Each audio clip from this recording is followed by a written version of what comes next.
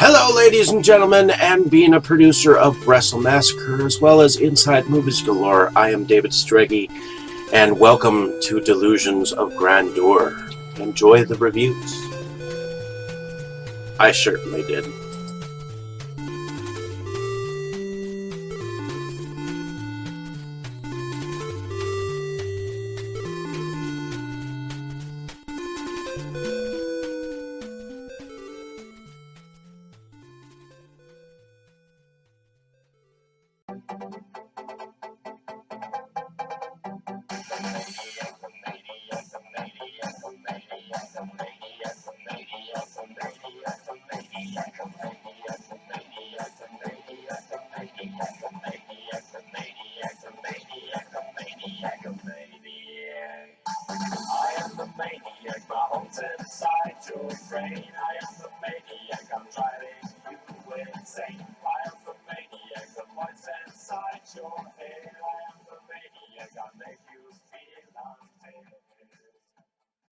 Okay, Dave, that's it. Screw you and your college flunkies.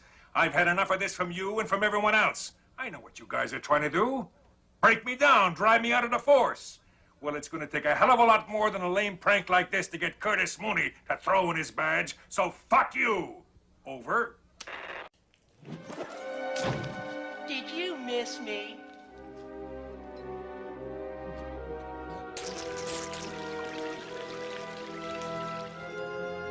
I guess not.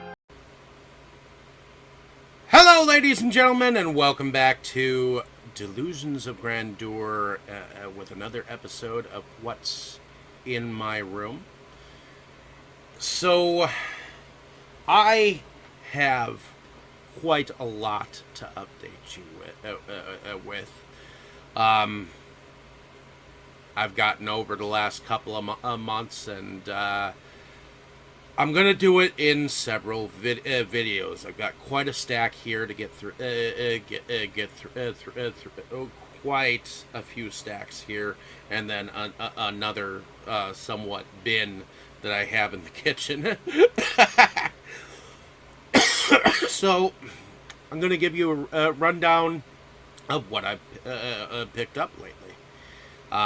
And some of these are old, some of these are new. It just depended on what I found in the wild, what I bought from different people. It's all from different places, as I am an avid and heavy collector. Last time I was coughing up a storm. I'm sorry about that. I just had a cough that I just could not get out of my system, and now I am not coughing anymore, so that is good. So the first thing I have, this one's from my buddy Mike. I want to give a good shout out to him. He'll probably know who he is. It's a fellow viewer that I know of. As a writing website that he goes on, and he gets rid of what he doesn't need or want anymore. So the first one I have here is called Morgue. It is directed by Hugo Cardozo. It's put out by Well-Go USA, and here's what the back says. After a harrowing accident, the perpetually down on his luck Diego Martinez accepts a gig as a security guard at the local morgue. He thought he'd had a lucky break, but as the night wears on, eerie occurrences and the sudden not quite lifeless body of the victim leave him to wonder how much otherworldly rage does it take to wake the dead. So, it has a tagline of "Death is not the end" on the bottom there, and I guess Terror Weekend said terrifying old-fashioned fun. So, that's the first film I had to show you. Let me move this.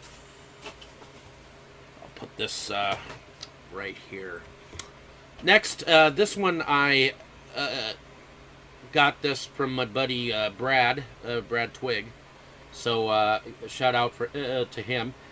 He often sells me a lot of his collection, and I'd never seen this. I actually think I'd seen the ending of this before. I watched it a couple of weeks back, but it was the first time I'd actually seen it in full ass force. So, another Stallone flick directed by John Flynn. When you're behind bars, all bets are off. Fucking awesome film.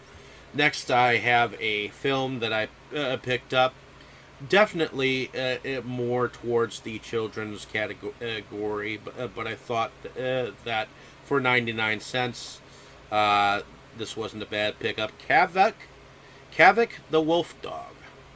It's put out by Good Times Video. It's written and directed by George Malko, it looks like. And it stars Ronnie Cox, Linda Sorensen, Andrew Ian McMillan, among others. And this is what it says on the back. A magnificent Alaskan dog who leads his team to victory in the National Open Sled Dog Race. Kavik is bought by wealthy, unscrupulous businessman George Hunter, but his plane crashes en route to Seattle. 12-year-old Andy finds the badly wounded Kavik in the woods, nurses him back to health when no one believes he will survive, and loves the once proud dog who was left fearful and cowardly by the accident.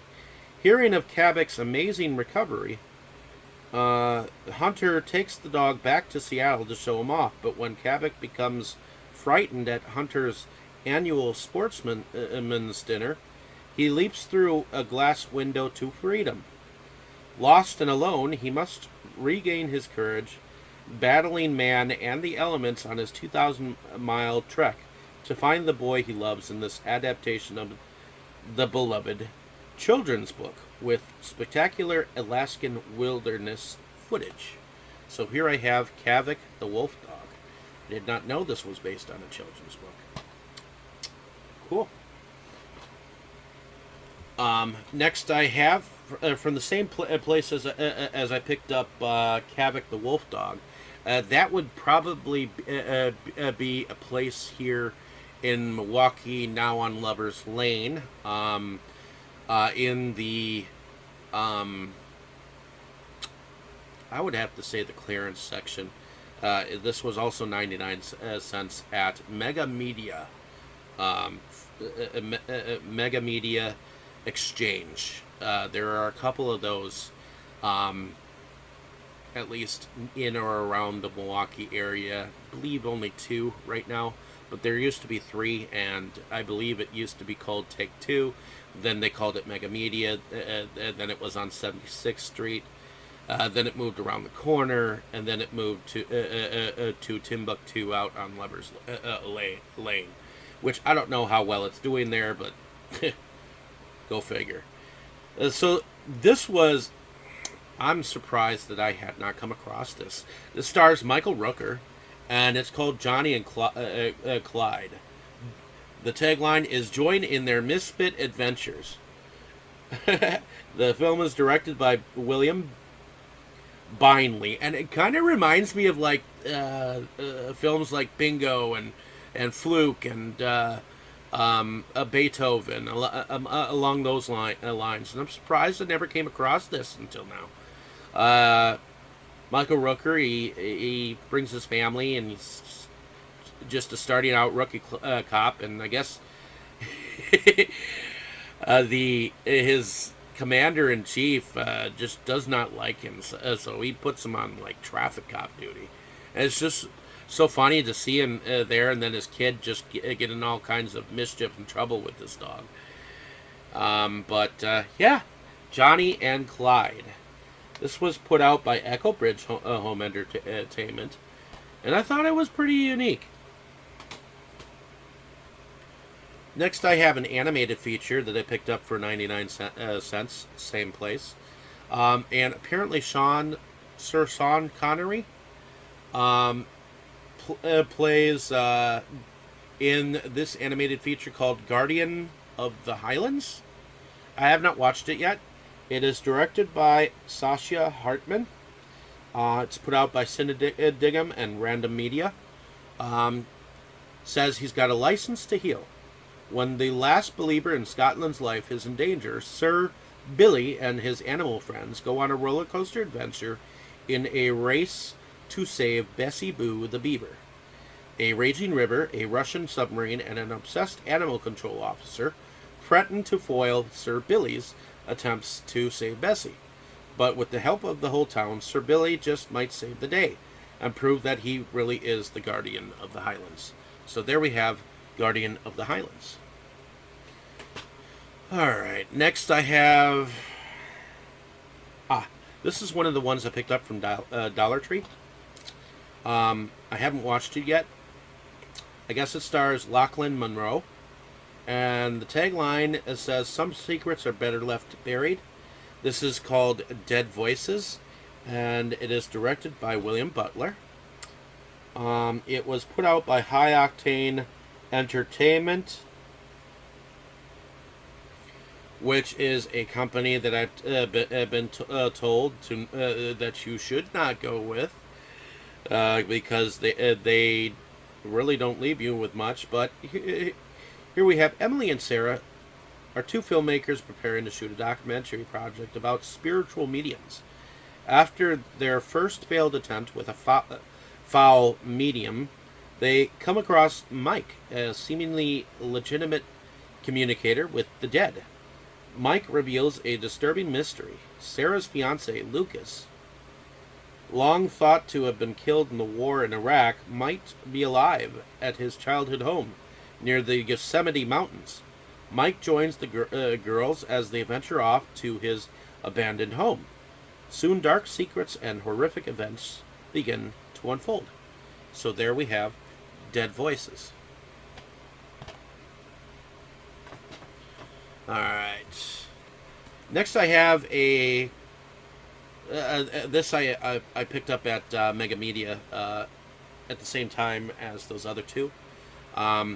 This is David Cross, Bigger and Blacker. Blackerer. It's directed by Lance Bangs, but this is a stand-up comedy effort of David Cross's. I wanted to check that out. That kind of goes in my documentary section, sort of, kind of.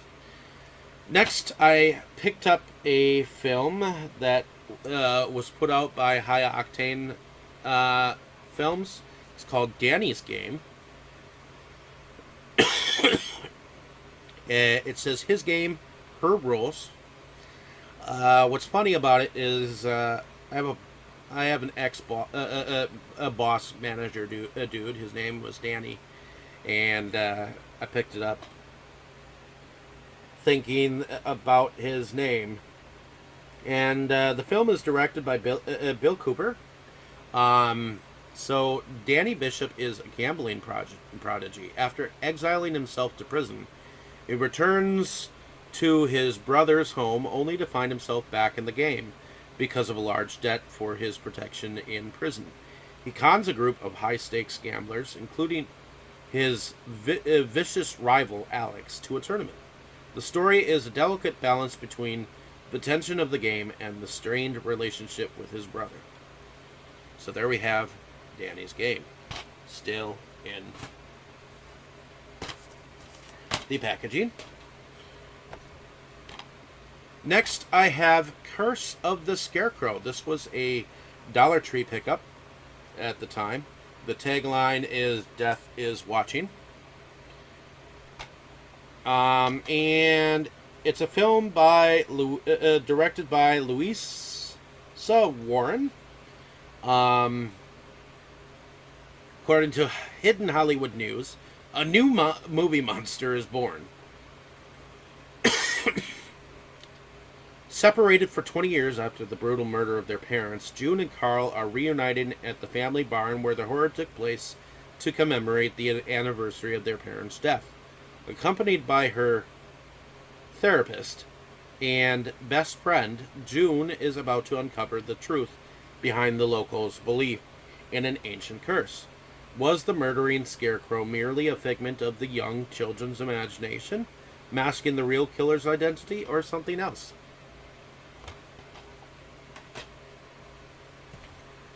Next, I have another film I had never even heard of. I guess it stars Jim Carrey and Alan Thicke. Um, I picked this up for 99 cents at Mega Media Exchange, and it's called Copper Mountain. A Club Med experience. Jim Carrey, in one of his first and funniest films, running riot in the Colorado ski slopes. So this was put out by Platinum Disc Corporation, which was here in La Crosse, Wisconsin, until it actually closed down some time ago. It's directed by David Mitchell, and Bobby Todd, played by Jim Carrey, and Jackson Reach, played by Alan Thicke, are two carefree bachelors on an adventure to a Club Med ski resort in Colorado. Their mission: to seek out beautiful women and to fulfill their wildest dreams. Bobby is the jokester, insanely funny, but with one major problem: meeting women. Every time he approaches a gorgeous female, his hilarious antics and outrageous gags always seem to backfire, usually at the most embarrassing moments. Jackson is the flamboyant playboy in pursuit of his ultimate personal goal, the World Pro-Am Ski Championships. But he must first race an overweight bartender to qualify. To Jackson's disbelief, the uninspired barkeep gives him the race of his life. Filled with laughter and special appearances by Olympic skiing gold medalist Jean-Claude Killy and music greats Rita Coolidge and Ronnie Hawkins. Copper Mountain, a place where two outlandish characters go in search of excitement and really find themselves. So there we have Copper Mountain. Next, this goes out to my buddy Mike again. He had this film from Focus Features and Universal called Come Play. And with the tagline saying, he's good at taking friends. The film is directed by Jacob Chase.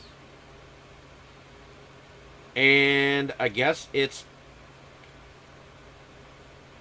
produced by Amblin Pictures and Reliance Entertainment, along with a picture company, which Amblin Partners sounds like it might be related to Steven Spielberg. Might be a subsidiary of it. Next, I ended up finding a copy of Clear and Present Danger, starring Harrison Ford, directed by Philip Noyce. It is a Jack Ryan picture. I'd not owned this before, but I've seen it many times, and it is a great film. Next is another film that I picked up for 99 cents at Mega Media Exchange, just like Clear and Present Danger. I have not seen this before, but it stars Ed Marinero, Nick Mancuso, Kirsten Robeck, and Wolf Larson in Avalanche Alley. The film is directed by Paul Ziller. When thrill-seeking young snowboarders take a forbidden run down the notorious off-limits Avalanche Alley, they trigger a series of avalanches which engulf a ski resort owned by former Olympic ski champion Rick, played by Ed Marinero. With the help of his former coach Nick Mancuso, Rick must race against time to lead a rescue operation before the next massive avalanche hits. It is put out by Macrovision and New Concord.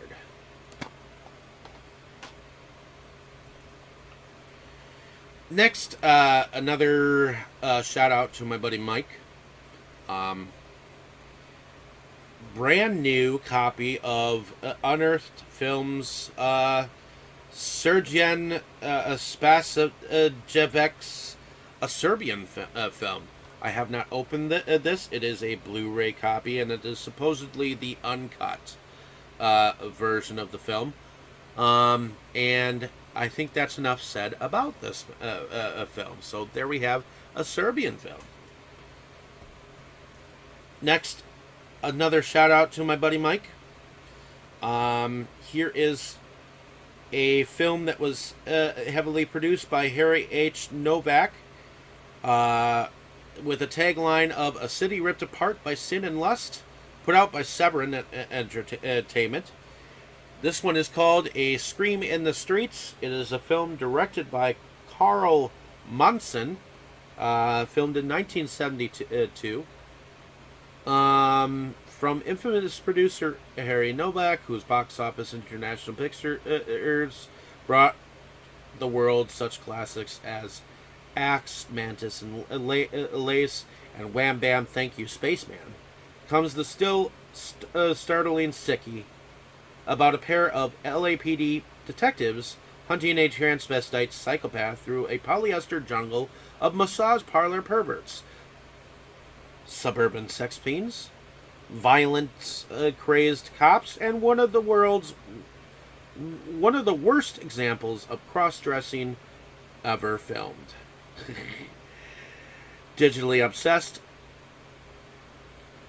says Joshua Bryant from Enter the Devil, Sandy Carey from Drive-In Massacre, Linda York from Chain Gang Women, and Sharon Kelly, also known as 80s adult film star Colleen Brennan, star in this garish display of rampant depravity, directed by Carl Monson, now scanned uncut in 2K from the original negative and throbbing with special features. So there we have A Scream in the Streets. Next, another shout out to my buddy Mike. I have Joe Manganiello in Arch Enemy. This film is put out by RLJE Films, along with Spectravision and Voltage Pictures and Headgear Films. Metro Technology Almost Never Films, Legion M, and 359 and Adam Egypt Mortimer Picture. This is directed by him. I am looking forward to this. This is from the producers of Mandy and Color Out of Space. Going to check that out eventually. Next I have, this is a DollarTree pickup, I believe. This is Ant-Boy 3, the final chapter. It says, Pelly is enjoying life with his girlfriend Ida when a new superhero appears, and the problems start piling up. Gamalkra is released from Dragonsburg and rehired by the new CEO of Exofarm, Alicia Dufort. The summer takes an unexpected turn, and Pelly faces his biggest and final battle as Ant-Boy. Still have to, I do believe, pick up Ant-Boy 1. I've come across 2 and 3 now. Need to backtrack on that one. Next, I have Animal. This one I can thank my buddy Brad for. It's directed by Brett Simmons, I believe. When plans for a weekend getaway hit a dead end, a group of close-knit friends find themselves stranded in unfamiliar territory, pursued by a menacing, bloodthirsty predator. Holed up in an isolated cabin, they turn on one another as tensions mount and long-buried secrets are revealed. And when the body count rises, the group must put the differences aside and fight for survival. Directed by Brett Simmons, The Monkey's Paw, and starring Joey Lauren Adams from Chasing Amy and the Breakup, Elizabeth Gillies from Victorious, Jeremy Sumter from Friday Night Lights and Soul Surfer.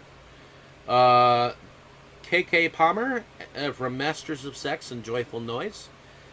Paul Iacano from Return to Sleepaway Camp.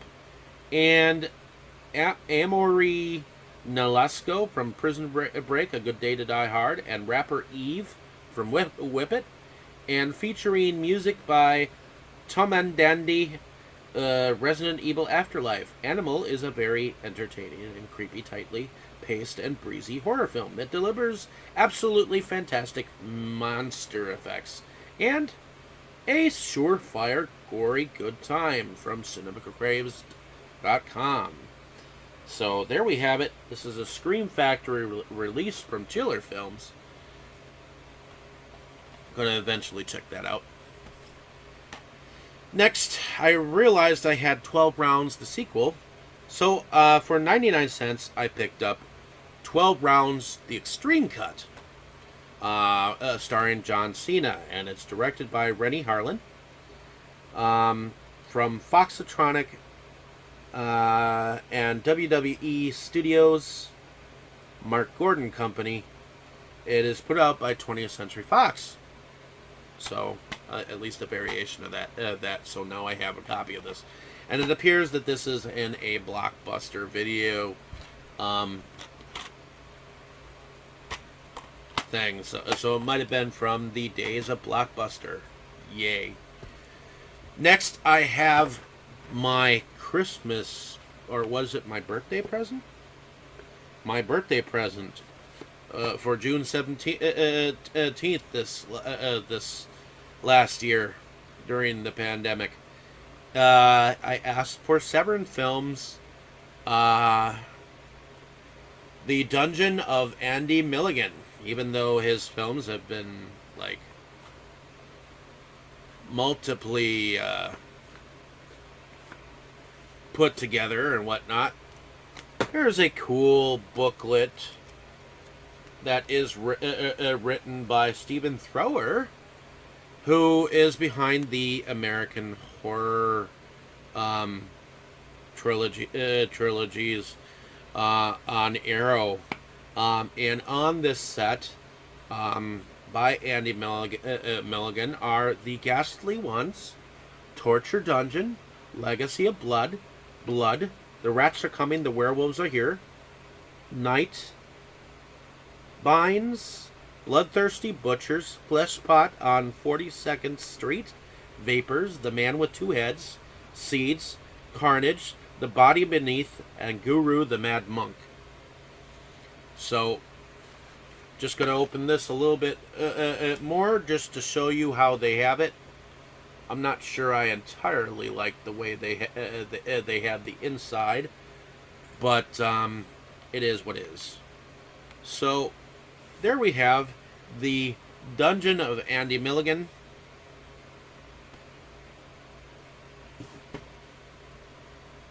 Next, I have a copy of... Oh, this I got from Exclusive Company. Apparently, Horror News Network, just like several other popular horror review sites, Horror News Networks has been presenting a bunch of independent films. I don't know whether they're a producer behind it or them or what, but evidently Bayview Entertainment is the distribution company, and this one is called The Dead Half.